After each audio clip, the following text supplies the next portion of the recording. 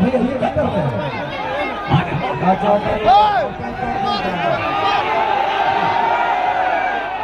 आदरणीय माता जी, हमारी और आपकी माता जी, बड़े भाई खेसारी लाल यादव जी की माता जी और हमारे जीवन भैया की माता जी को मैं बुला रहा हूँ, पर ताली बजा के स्वागत कर दीजिए। माता जी पूजन करेंगे, मैं मंच पे बुला रहा हूँ।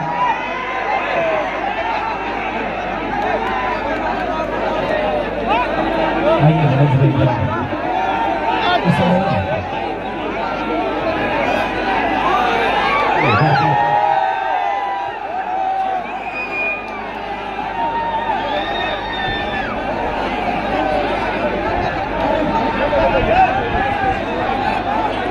मर के बड़ा मन के